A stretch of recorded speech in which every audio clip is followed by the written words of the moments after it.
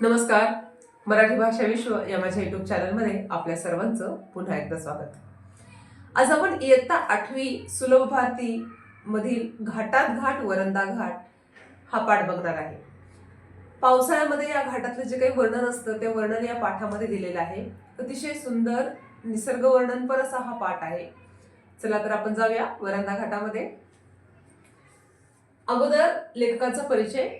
घाटात घाट वरंदा घाट लेखक आहेत मंगेश तेंडुलकर, प्रसिद्ध लेखक. त्यांची बंच ट्रेकिंग 7 पन्हाळा ते विशालगडची, 7 शिवकालीन दुर्गांची, शिलालेखांच्या विश्वात गड मंदिरावरील द्वार शिल्प, भटकंती कुडाळ वेंगुर्लेची, भटकंती अनलिमिटेड, किल्ले जिंजी, किल्ल्यांच्या दंतकथा अशी ऐतिहासिक माहितीपर पुस्तकं त्यांनी लिहिलेली आहेत. आणि त्यांचा हा जो काही पाठ आहे हा पाठ भटकंती अनलिमिटेड या पुस्तकातून घेतलेला आहे. या पाठामध्ये सह्याद्रीतला वरंदा घाटाची वैशिष्ट्य आणि त्या वरंदा घाटामध्ये घेतलेला अनुभव या सगळ्याचं चित्रण या पाठात आलेलं आहे. ज्येष्ठ महिना सुरू झाला की पावसाचे वेध लागतात. सोसाट्याचा वारा आणि पहिल्या पावसाच्या सरींची वार्ता पसरवणारा मातीचा सुगंध. ज्येष्ठ महिना ज्यावेळेस सुरू होतो त्यावेळेला उन्हानं तापलेली माती असते. त्यावेळेस पावसाचे थेंब ज्यावेळेस सुरुवातीला पडतात त्यावेळेस मातीचा जो काही सुगंध असतो तो आपल्याला सांगून जातो की आता पावसाळा सुरू झालेला आहे. तर तेच या ठिकाणी वर्णन सांगितलेलं आहे की पावसाची वार्ता, पावसाच्या सरींची वार्ता म्हणजे काय की पावसाळा सुरू झालेला आहे ही बातमी तुम्हाला कोण सांगतं, तर हा मातीचा सुगंध सांगत असतो. पसरवणारा मातीचा सुगंध हे अगदी प्रत्येक वर्षी येतच असतं.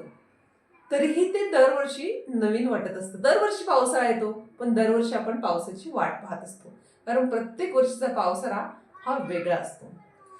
बालपणी बेफाम होऊन येग येग सरी माझे मडके भरीच्या तालावर पावसात चिंब चिंब भिजल्याबद्दल आणि त्याबद्दल आईवडिलांकडून भरपूर मार खाल्लेला अशी एक आठवण लेखकाने सांगितलेली आहे. आजी आजोबांकडून कागदी होड्या करायला शिकून त्या पावसाच्या पाण्यात सोडण्यासाठी पुन्हा पावसाची आतुरतेनं वाट बघणं.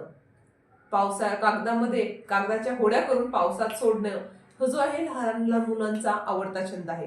तुम्ही सुद्धा कधी काळी अशा होड्या करून पावसाच्या पाण्यामध्ये नक्कीच सोडलेल्या असतील. पण मोठं झाल्यावर इंद्रधनुष्यात उमलणाऱ्या रंगाचे अर्थ उमलू लागतात. बरसण्याचा अर्थ कळू लागतो आणि हुरहुर, तळमळ अशा शब्दांचा थेट प्रत्यय येऊ लागतो.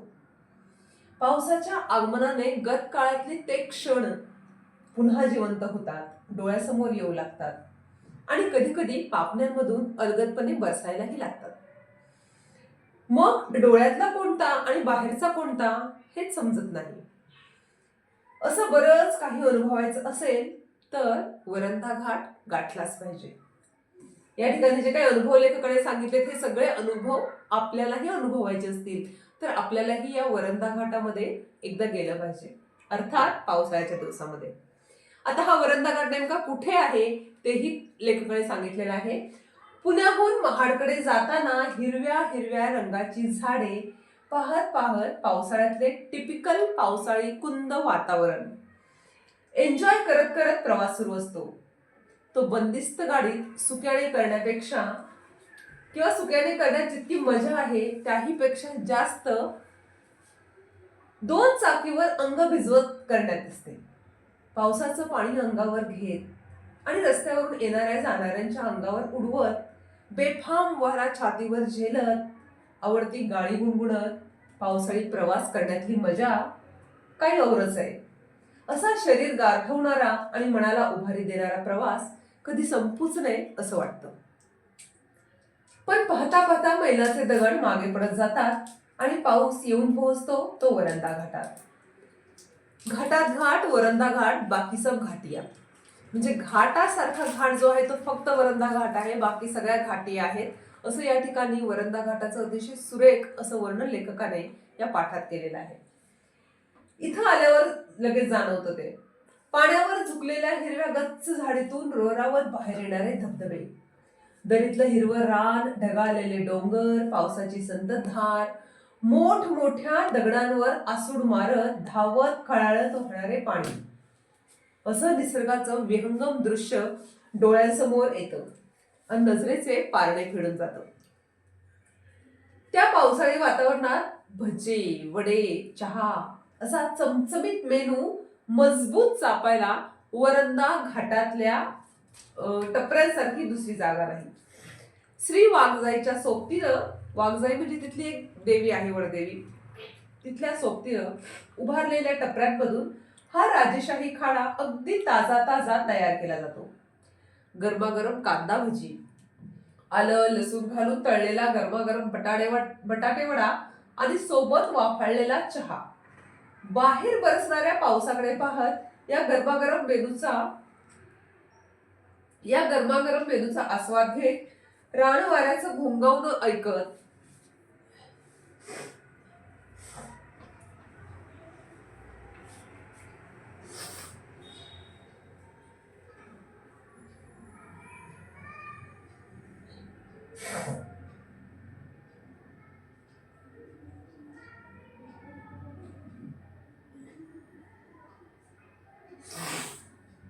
रानवाऱ्याचं घोंगावणं ऐकत विजेचं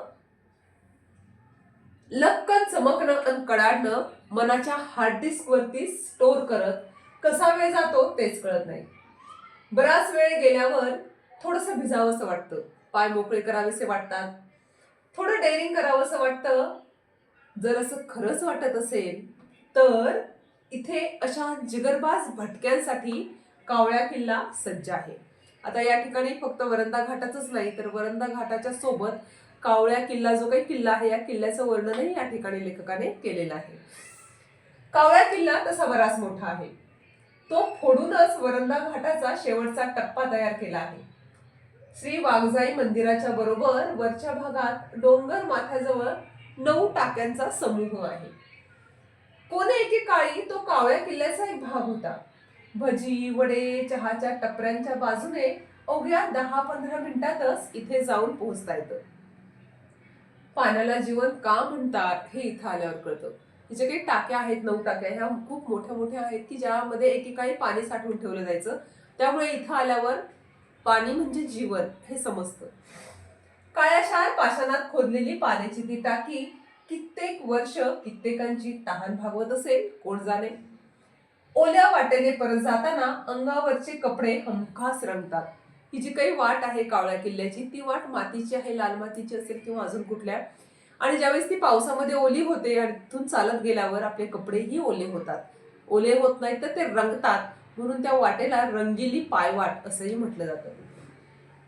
ओल्या वाटेने परत जाताना अंगावरचे कपडे हमखास रंगतात, कारण पायवाटच तशी रंगिली आहे. परत एकदा आपण डांबरी रस्त्यावर येतो. उजव्या हाताच्या वळणावर कावळ्या किल्ल्याकडे जाणाऱ्या पायवाटेवर नजर स्थिरावते. बांधीव पायऱ्या पार करून अरुंद पायवाटेनं कारवीच्या झाडीतून हृदयाची धडधड वाढवणारा ट्रेक सुरू होतो. आता या ठिकाणी ट्रेकिंग प्रेमी जर कोणी असेल तर त्यांना हा कावळ्या किल्ला नक्कीच माहित असेल. तर हा ट्रेक सुद्धा सुरू होतो या ठिकाणी.